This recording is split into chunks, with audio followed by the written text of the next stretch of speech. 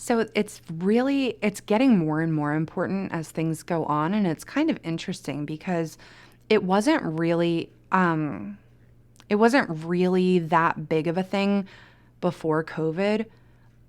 But I also worked in kids' books before COVID, so it was a completely different thing. But once COVID hit, we started doing so many virtual events because everybody was trying to figure out, how do I get FaceTime with my audience right now? There's no way. So we really had to pivot and figure out virtual events.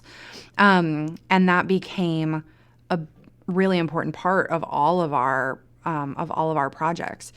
And then once COVID started to abate a little bit, everybody started to want to go out into the world a little bit more and do these in-person events more and more and more because we saw how well they converted virtually.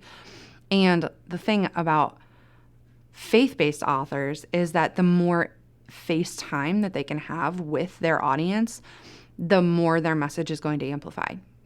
And we are learning that more and more as our authors are wanting to speak in person at different events and that sort of thing. So we love a book signing, but those are a little tougher because you can never really go in knowing how many people are going to show up.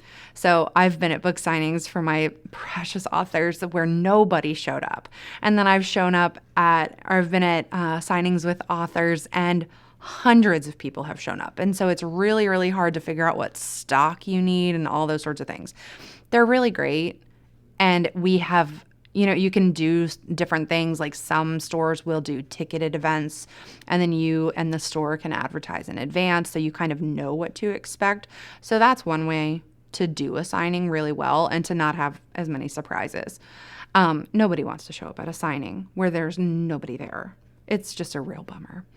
But as far as in-person events, those are also really important, and they are a little bit easier because I encourage my authors to start with their community. So are you a part of a church? Are you a part of a professional organization? Are you a part of an alumni association? And so you can really work with those different pieces of your community to set up an event or to participate in an event that's already happening. So you kind of have that initial base of how many people are going to be there.